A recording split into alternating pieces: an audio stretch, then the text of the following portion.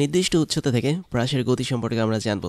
এক্ষেত্রে আমি যদি সিনারিওটা দেখাই, সেটা হচ্ছে আমরা কোনো একটা বস্তুকে একটা নির্দিষ্ট উচ্চতায় উঠাবো, তারপরে আমরা অনুভবেগের সাপেক্ষে একটা নির্দিষ্ট কোণে তাকে ছুঁড়ে মারবো আদিবেগ ইউ নিয়ে। তাহলে এটা হচ্ছে আমাদের সেই কেস যেখানে আমরা ইউ আদিবেগ নিয়ে থিতা পরিমাণ কোণে কোনো একটা বস্তুকে নির্দিষ্ট উচ্চতা এইচ থেকে ছুঁড়ে মেরেছি।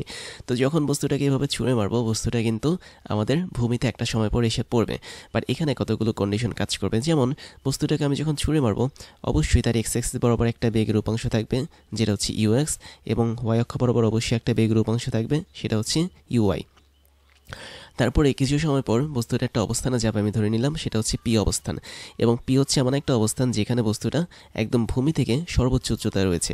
তার মানে ভূমির এই বিন্দু বরাবর আমাদের পি বিন্দুটা উপরে রয়েছে। তাহলে আমি বলতে পারি এই টোটাল উচ্চতাটা হচ্ছে কি সর্বোচ্চ উচ্চতা, যেটাকে আমরা এইচ ম্যাক্স হিসেবে বলতে পারি। অর্থাৎ আমরা এখানে হিসাবটা করেছি ভূমির সাপেক্ষে, যেহেতু ভূমিটা হচ্ছে নিচের দিকে।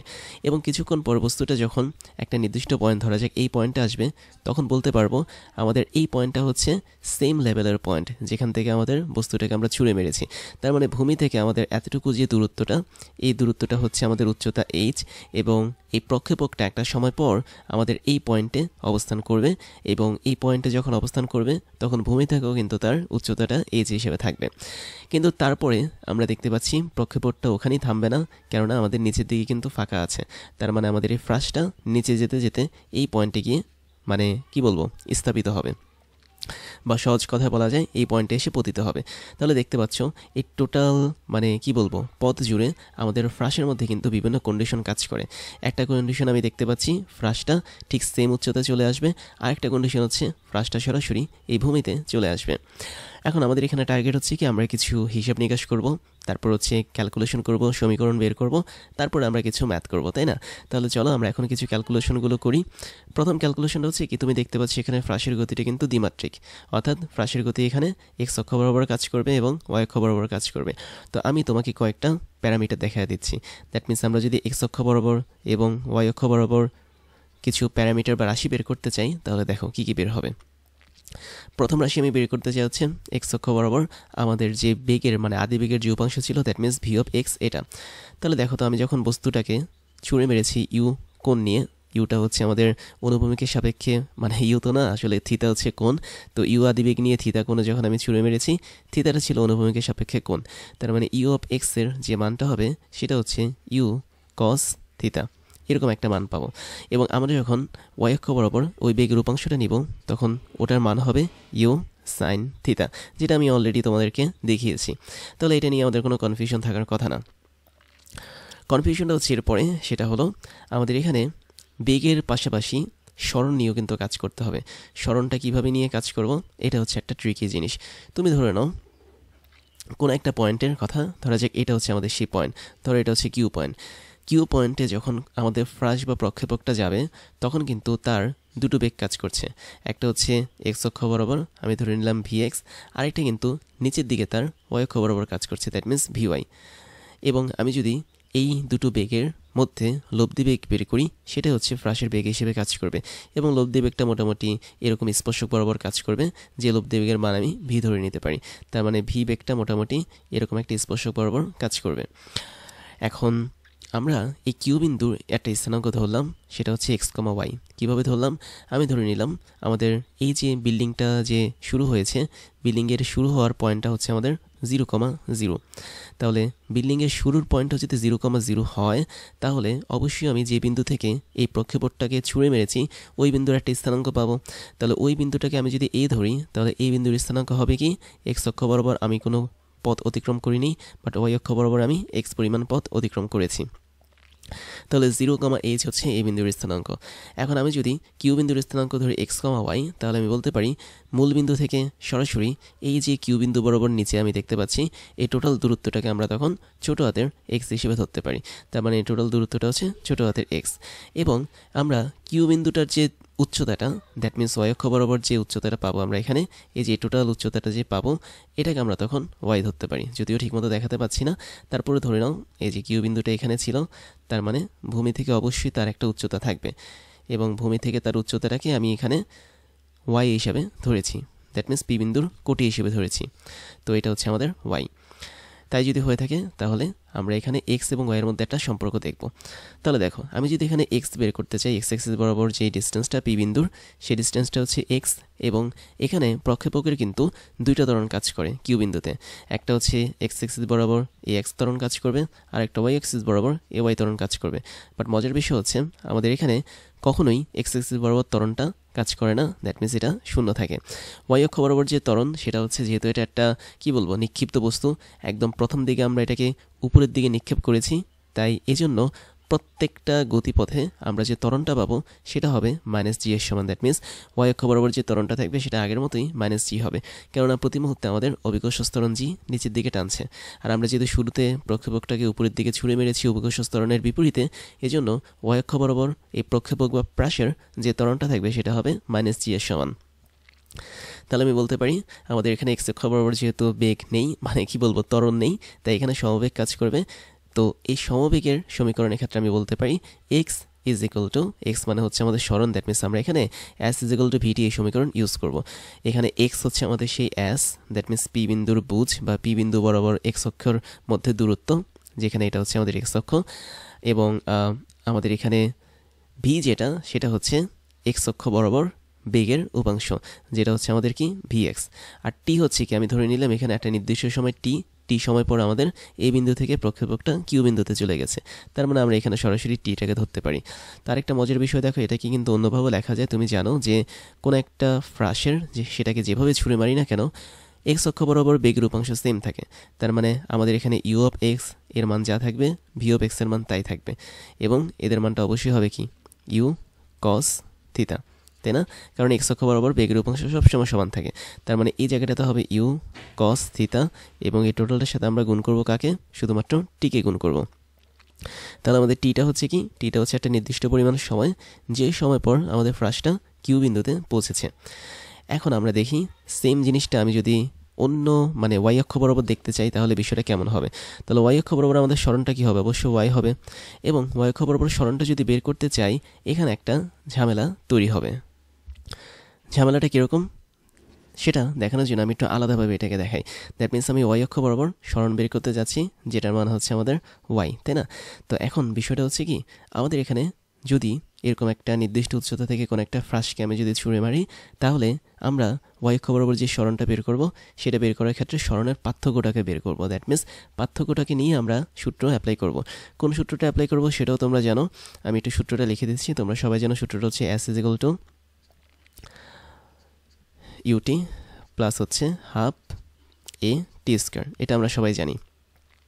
তার আগে আরেকটু বলে রাখি, সেটা হচ্ছে এক্স অক্ষ বরাবর আমাদের যে ত্বরণটা আছে সেটা কোনো কাজ করবে না, that means a of x এটার মানটা হচ্ছে শূন্য হিসেবে কাজ করবে, আর ওয়াই অক্ষ বরাবর যে ত্বরণটা that means a of Y এটা হচ্ছে মাইনাস জি হিসেবে কাজ করবে। তো এটা একটু লিখে রাখলাম, জাস্ট এটা আরেকবার লিখেছি তোমার এই জায়গাটাতে, জাস্ট ওখানে এক্সট্রা একটু লিখে রাখলাম। এখন দেখো আমরা ওয়াই অক্ষ বরাবর দেখতে পাচ্ছি যে এখানে এস হচ্ছে কি, এস হচ্ছে এখানে সরণের যে পার্থক্যটা আছে সেটা, তার মানে এখানে এস বলতে আমরা এখন বুঝবো নির্দিষ্ট উচ্চতা থেকে ফ্রাসের গতির ক্ষেত্রে যে শেষ সরণ মাইনাস হচ্ছে আদি সরণ। খেয়াল করে দেখো তো, আমাদের এখানে বস্তুটা যখন পড়তে থাকবে একদম ফাইনাল মোমেন্টে তার ওয়াই অক্ষ বরাবর সরণটা কী হবে, শূন্য হবে, কেননা পড়তে পড়তে সে একটা সময় এই বিন্দুতে এসে অবস্থান করবে, দ্যাট মিনস এখানে এসে অবস্থান করবে। এখানে যদি সে অবস্থান করে তাহলে এটা হচ্ছে তার ফাইনাল সরণ, এবং ফাইনাল সরণ আমি দেখতে পাচ্ছি ভূমির সাপেক্ষে কি শূন্য, তাই না? আর আমি যদি ইনিশিয়াল সরণ that means y of i ধরি, মানে আদি সরণ যদি ধরি, তাহলে দেখতে পাচ্ছি সেটা কি ওয়াই ছিল, কেননা বস্তুটা কিউ বিন্দুতে আছে এখন, তার মানে সে ভূমি থেকে এখন ওয়াই পরিমাণ দূরত্বে আছে, তাহলে এটা হচ্ছে কি তার আদি সরণ, আর শেষ সরণটাকে অবশ্যই জিরো। তার মানে আমাদের এখানে এস যেটা, এটা বলতে আমরা বুঝবো শেষ সরণ মাইনাস হচ্ছে আদি সরণ, তাহলে শেষ সরণ কত হবে, শূন্য। দ্যাট মিনস আমি একটু লিখে দিই, ওয়াই অফ অ্যাপ মানে হচ্ছে শেষ সরণ মাইনাস ওয়াই অফ আই মানে হচ্ছে আদি সরণ, এটা এখানে কাজ করবে নির্দিষ্ট উচ্চতা থেকে ফ্রাসের গতি বের করার জন্য। তো অন্য কোনো সূত্র কাজ করবে না এখানে, আলাদাভাবে ওয়াইও কাজ করবে না, সিম্পলি শেষ সরণ মাইনাস আদি সরণ এইটার যে পার্থক্য সেটা এখানে কাজ করবে। তারপর আগের মতো হচ্ছে ইউটি, ইউ মানে হচ্ছে কি ওয়াই অক্ষ বরাবর আদি বেগের উপাংশ, যেটাকে আমরা ইউ অফ ওয়াই বলি। টি মানে হচ্ছে নির্দিষ্ট সময় টি, যে সময় পর হচ্ছে এই বিন্দু থেকে আমাদের কিউ বিন্দুতে পৌঁছেছে বস্তুটা সেটা, তারপর হচ্ছে প্লাস হাফ ইন্টু এ টি স্কয়ার। এ বলতে আমরা এখানে এ অফ ওয়াই বুঝবো, টি বলতে আমরা টি কি বুঝবো। তো এখন দেখো আমরা এখন মানগুলো বসিয়ে দিই। ওয়াই অফ অ্যাপ মানে কি, ওয়াই অফ ম্যাপ মানে হচ্ছে আমাদের শেষ সরণ, দ্যাট মিনস আমরা ফাইনালি ভূমিতে পৌঁছেছি, তার মানে শূন্য অবস্থানে চলে এসেছি, তার মানে এই 0 হচ্ছে কি আমাদের শেষ সরণ। ওয়াই অফ আই মানে ইনিশিয়াল বা আদি সরণ। আদি সরণের মান কত ছিল? অবশ্যই ওয়াই ছিল, কারণ আমরা প্রথমে দেখতে পাচ্ছি কিউ বিন্দুতে থাকা অবস্থায় ভূমি থেকে তার আদি সরণ ছিল ওয়াই, যেটা ওয়াই অক্ষ বরাবর ছিল। আর এখানে কিন্তু আমরা ওয়াই অক্ষ বরাবরই হিসাব করছি। ইউ অফ ওয়াই যেটা, সেটা কিন্তু একটা মান ছিল। তোমরা যদি দেখো ইউ অফ ওয়াই এর মানটা কী ছিল? অবশ্যই ইউ সাইন থিতা, যেটা আমি তোমাদেরকে দেখিয়েছি। তাহলে এখানে হবে হচ্ছে ইউ সাইন থিতা, টোটালটা ব্র্যাকেটের মধ্যে থাকবে, এখানে টি বসবে, আর এখানে এ ওয়াই মানে হচ্ছে মাইনাস জি, তার মানে এখানে জি টি স্কোয়ার হবে। তো আলটিমেটলি আমরা এখান থেকে যে সমীকরণটা পাবো সেটা হচ্ছে minus y is equal u sine theta, এবং ওর সাথে গুণ যাবে হচ্ছে আমাদের টি, মাইনাস হচ্ছে হাফ জি টি স্কোয়ার। তো এই সমীকরণটা কখন ইউজ করব আমরা? যখন আমরা একটা নির্দিষ্ট উচ্চতা থেকে কোনো একটা ফ্রাসকে ছুঁড়ে মারব, ঠিক তখন। এখন বিভিন্ন ধরনের ম্যাথ করার সময় আমরা কিন্তু কিউ বিন্দু নিয়ে কখনোই কাজ করি না, আমরা সেফ এই এ বিন্দু নিয়ে কাজ করি, অর্থাৎ যে বিন্দু থেকে আমরা ফ্রাসটাকে ছুঁড়ে মারব সেই বিন্দুটা নিয়ে কাজ করি। তাহলে আমাদের বিভিন্ন ম্যাথ করার সময় আমরা বেসিক্যালি এই যে এখানে ওয়াইয়ের একটা সূত্র দেখতে পাচ্ছি, এটাকে সরাসরি ইউজ করব না, আমরা একটু ভিন্নভাবে সূত্রটি ইউজ করব। যেহেতু আমাদের এই বিন্দু থেকে এখন আমরা ছুঁড়ে মারছি বস্তুটাকে, তার মানে এই বিন্দুর জন্য আমি বলতে পারি আমাদের ফাইনাল বা শেষ সরণ যেটা, সেটা অবশ্যই শূন্য হবে, বাট ইনিশিয়াল বা আদি সরণ যেটা, সেটা অবশ্যই কী হবে? এইচ হবে, কারণ আমরা এইচ উচ্চতা থেকে কিন্তু ছুঁড়ে মারছি বস্তুটাকে। এবং আমরা যখন ম্যাথ করব প্রতিটা ক্ষেত্রে আমরা এরকম কন্ডিশন দেখব যে এরকম একটা নির্দিষ্ট উচ্চতা এস থেকে কোনো একটা প্রক্ষেপক বা ফ্রাসকে ছুঁড়ে মারা হয়েছে। তাহলে আমাদের ম্যাথ অনুসারে বা আমাদের কি বলবো এক্সারসাইজ যখন করব, ওই এক্সারসাইজ অনুসারে আমাদের শেষ সরণটা হয়ে যাবে শূন্য, আদি সরণটা হয়ে যাবে আমাদের ওই উচ্চতা। তার মানে আমরা এখানে যেই লাইনটা লিখেছিলাম, একটা সূত্র বের করেছিলাম যেটা ছিল আমাদের ওয়াই অক্ষ বরাবর সরণ, এই জিনিসটা এখন একটু চেঞ্জ হয়ে যাবে। কিভাবে চেঞ্জ হবে? এখানে মাইনাস ওয়াই যেটা ছিল, মাইনাস ওয়াইয়ের জায়গায় আমাদের এটা হবে minus h is equal to থাকবে হচ্ছে u sine theta, that means বাকি যা অংশ আছে তাই থাকবে, তারপর টি, তারপর হচ্ছে মাইনাস হাফ ইন্টু জি টি স্কোয়ার। এবং ম্যাথ করার সময় আমরা কিন্তু এই সূত্রগুলো ইউজ করব। তার মানে আমি দুটো সূত্র একটু মার্ক করে দিই। একটা সূত্র হচ্ছে এটা, যেটা হচ্ছে আমাদের উচ্চতাকে বোঝায়, উচ্চতার নেগেটিভ চিহ্নটাকে বোঝায়। আর আরেকটা হচ্ছে কোনটা? এই যে এটা, দ্যাট মিনস আমরা এক্স অক্ষ বরাবর যে সরণ অতিক্রম করব সেটাকে বোঝায়। তো এবার দেখো, আমরা যদি আমাদের এই সমীকরণটা থেকে, ধরো এটা হচ্ছে আমাদের 1 নং সমীকরণ, এই সমীকরণটা থেকে টি এর মানটা আমি যদি ধরো এই 2 নং সমীকরণে বসাই, তাহলে কি ঘটবে? এমনিতে তো আমরা এই দুটো সমীকরণকে জানছি, তাই না? এই দুটো সমীকরণ তোমাদেরকে মনে রাখতে হবে ম্যাথ সলভ করার জন্য, বাট আমি যাচ্ছি এখানে একটু অ্যাডভান্স লেভেলে তোমাদেরকে দেখাতে যে যদি আমি এখানে টি এর মানটা এখানে বসাই তাহলে কি হবে। তাহলে দেখো, আমরা পরের স্লাইডে দেখতে পাচ্ছি যে আমাদের একটা ইয়ে ছিল x is equal to u, আচ্ছা আমাদের কি ছিল?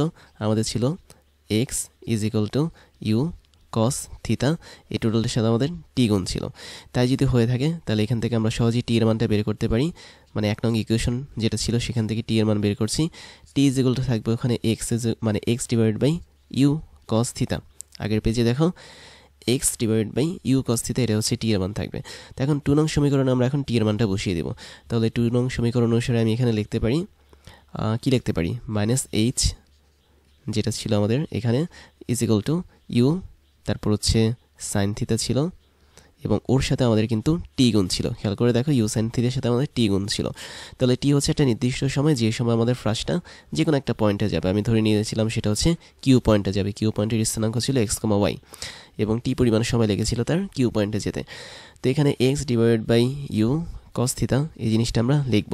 তারপর ছিল সিম্পলি মাইনাস, তারপর হচ্ছে half g into t square.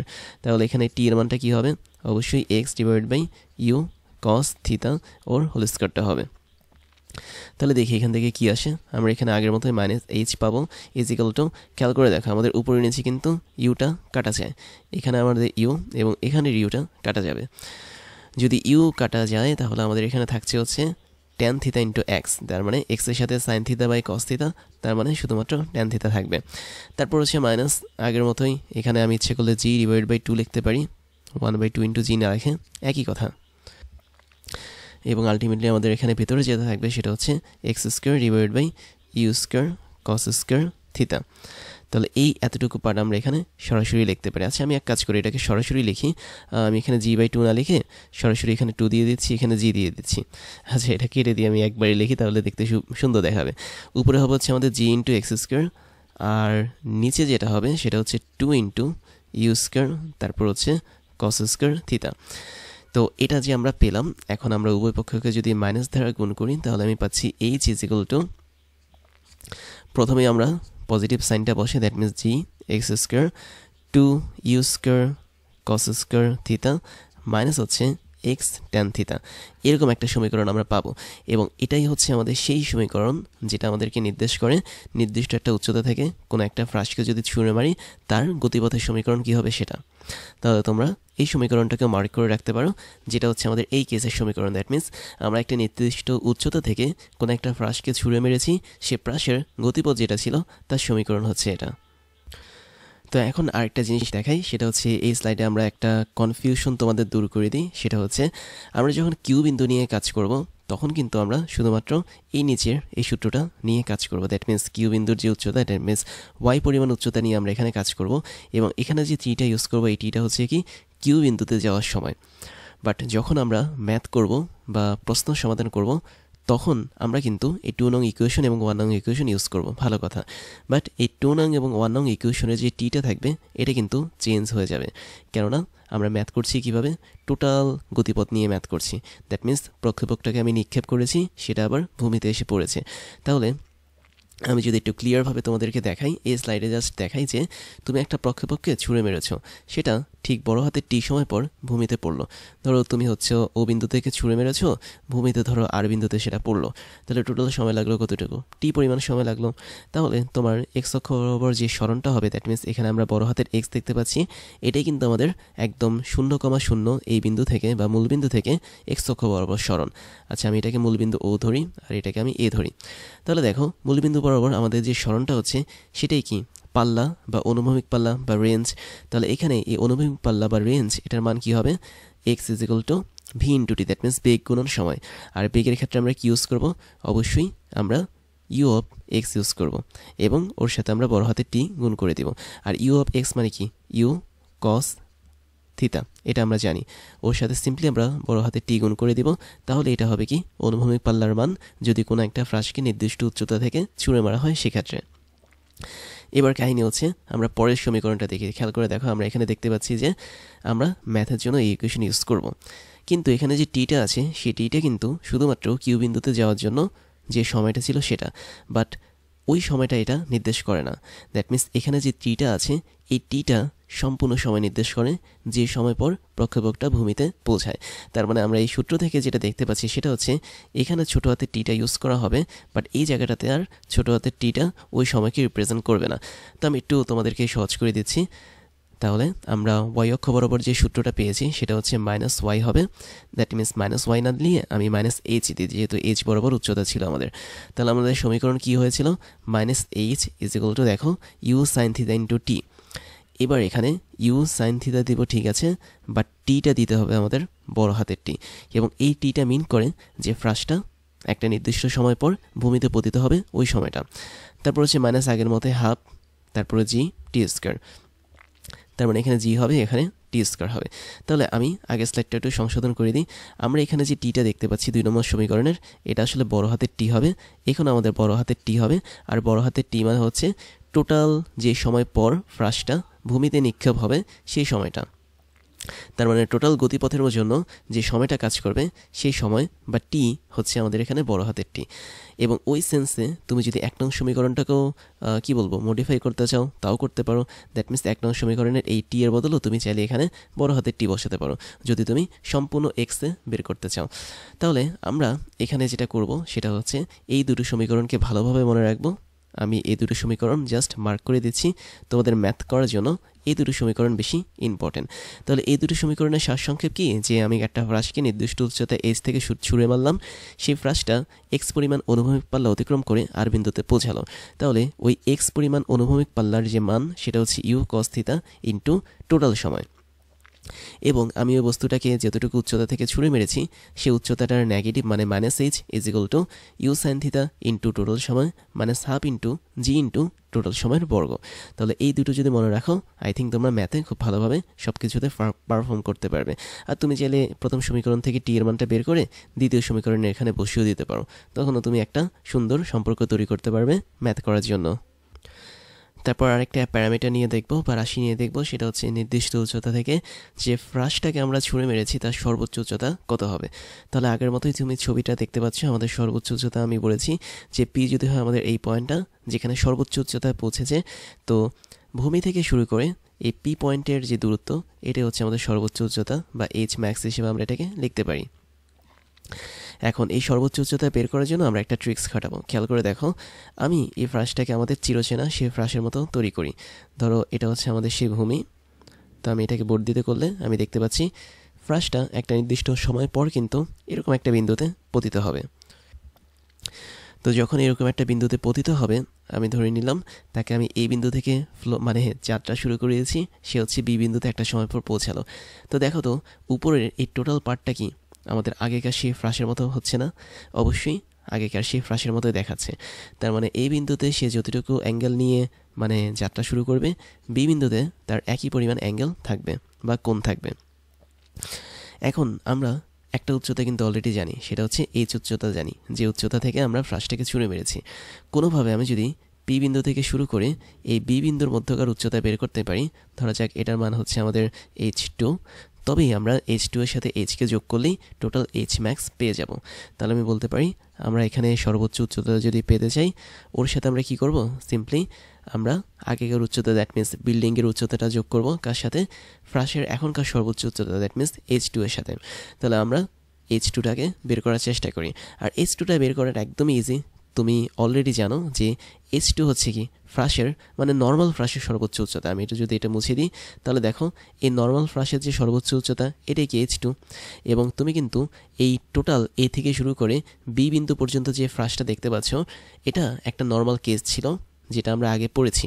ওই কেস অনুসারে আমরা জানতাম যে সর্বোচ্চ উচ্চতার যে সূত্রটা ছিল, সেই সূত্রটা কী ছিল, আমাদের আদিবেগের স্কোয়ার, দ্যাট মিনস আমরা এখানে আদিবেগ যদি ইউ ধরি তাহলে ইউ স্কোয়ার হবে, তারপর হচ্ছে সাইন, তারপর তাদের প্রক্ষেপণ কোণ দ্যাট মিনস থিটা, আর ডিভাইড বাই হবে 2 ইন্টু অভিকর্ষ ত্বরণ। এটা কিন্তু আমরা অলরেডি পড়েছি ফ্রাসের সর্বোচ্চ উচ্চতা বের করার জন্য। তো এখন ফ্রাসের সর্বোচ্চ উচ্চতাটা আমরা বের করেছি এ থেকে বি এর জন্য, বাট এক্সট্রা সে কিন্তু আরও নিচে এইচ উচ্চতা নামবে। তাহলে আমি এখান থেকে এখানকার যে দূরত্বটা সেটা যদি দেখাই, এটা অবশ্যই এইচ হিসেবে কাজ করবে। তোমরা অলরেডি দেখতে পাচ্ছ ছোটো হাতের এইচ। তাহলে আমি যদি এখান থেকে এইচ ম্যাক্স বের করতে চাই, তাহলে অবশ্যই H2 এর সাথে এইচকে যোগ দিতে হবে, যেটা আমি অলরেডি তোমাকে করে দেখিয়েছি। তাহলে দেখো আমি যদি এখানে এইচ ম্যাক্সটা বের করতে চাই বা ফ্রাসের যদি সর্বোচ্চ উচ্চতা বের করতে চাই, এইচ এর সাথে আমাকে H2 যোগ করতে হবে। তাহলে এইচ এর মানটা আমাদের কোশ্চেনে দেওয়াই থাকবে, আর H2 এর মানটা হচ্ছে u square sine theta divide by 2g হিসেবে কাজ করবে। তাহলে এটা হচ্ছে আমাদের একটা সূত্র, যেটার মাধ্যমে আমরা নির্দিষ্ট উচ্চতা থেকে কোনো একটা প্রক্ষেপকের সর্বোচ্চ উচ্চতা বের করতে পারবো। এখন এখানে কথা আছে, যদি তুমি এই বস্তুটাকে থিটা ডিগ্রি কোণে নিক্ষেপ না করে বা হেলানো কোণে নিক্ষেপ না করে যদি 90 ডিগ্রি কোণে নিক্ষেপ করো, তাহলে কি ঘটবে?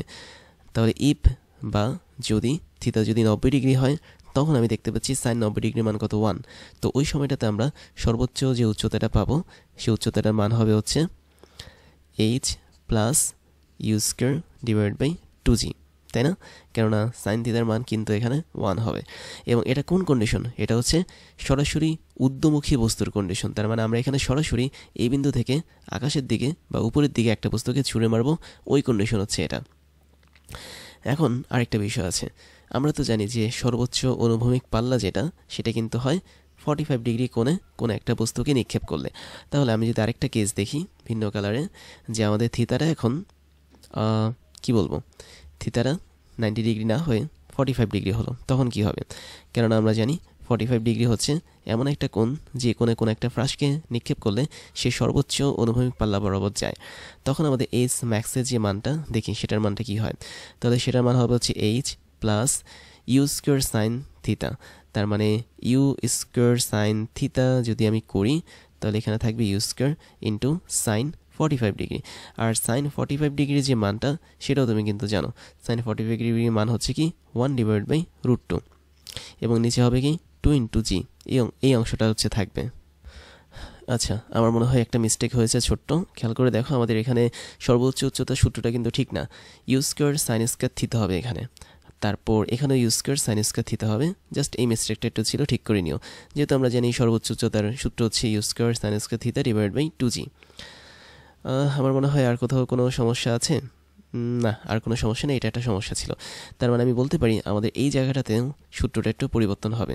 That means u square sine square theta, আর সাইন থিটা মানে হচ্ছে 1/√2, যেহেতু সাইন 45 ডিগ্রি মানে হচ্ছে 1/√2, এটার বর্গ হবে এখানে। তাহলে হিসাবটা করে ফেলি।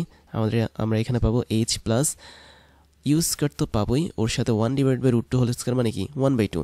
তাহলে 1/2 এর 2টা যদি নিচে চলে যায়, 2 × 2 করলে হয় 4। তার মানে you square divide by 4g, এটা তখন আমাদের সূত্র হিসেবে কাজ করবে কোন সময়টাতে, যখন আমাদের থিটার মানটা 45 ডিগ্রি হবে। তাহলে দেখো এইচ ম্যাক্স বা সর্বোচ্চ উচ্চতার কিন্তু দুইটা কন্ডিশন পেলাম, 90 ডিগ্রিতে একরকম এবং 45 ডিগ্রিতে হচ্ছে আরেক রকম। বলো তো এদের মধ্যে কোনটা বড় কোনটা ছোট? আমি ধরো 90 ডিগ্রির জন্য এইচ ম্যাক্সের কথাটা মানে এইচ ম্যাক্সটাকে ধরলাম হচ্ছে এইচ ম্যাক্স 9 মানে 90 ডিগ্রি, আর এটার জন্য আমি এইচ ম্যাক্সকে ধরলাম এইচ ম্যাক্স 45 ডিগ্রি। তো বলো কোনটা ছোট কোনটা বড়? দেখি বোঝা যাচ্ছে আমাদের 45 ডিগ্রির জন্য যে মানটা সেটা কিন্তু ছোট, কেননা আমাদের নিচে কিন্তু এখানে হর হিসেবে 4 আছে, বাট এখানে 90 ডিগ্রি ক্ষেত্রে হর হিসেবে শুধুমাত্র 2 আছে। আর আমরা জানি যে হর হিসেবে যেটা বেশি থাকে সেটা কিন্তু আমাদের কম মান তৈরি করে।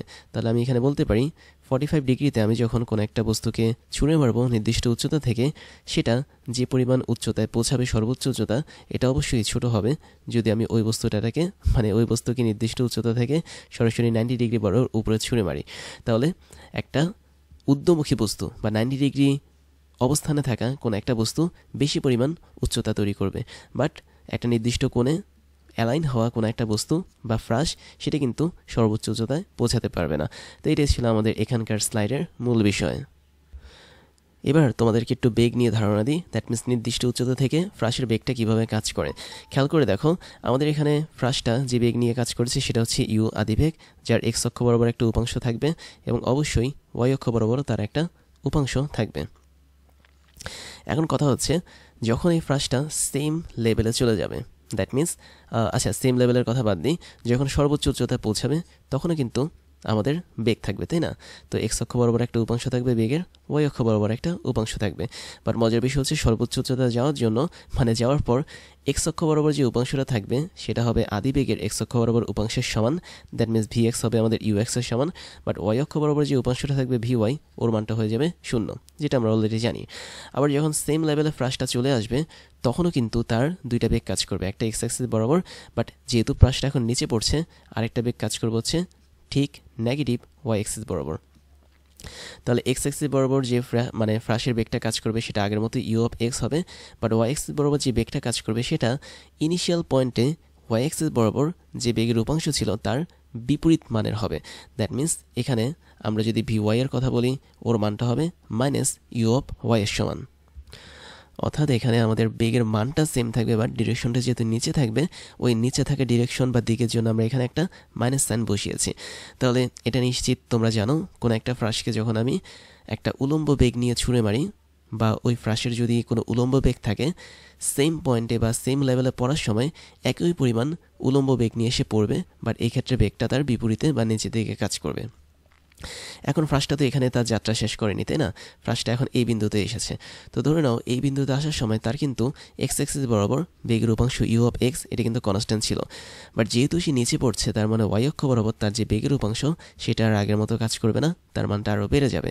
তার মানে এখানে আমি যদি ধরি ভি ওয়াই 1 হয়, এখানে আমাদের বেগের উপাংশ হবে ওয়াই অক্ষ বরাবর ভি ওয়াই 2, এবং অবশ্যই ভি ওয়াই 2 এর মানটা বড় হবে ভি ওয়াই 1 এর চেয়ে। আবার যখন একদম ফাইনাল মোমেন্ট দ্যাট মিন্স ভূমির কাছে চলে এসেছে ফ্রাসটা, তখনও কিন্তু তার এক্স অক্ষ বরাবর ইউ অফ এক্স বেগটা কাজ করবে।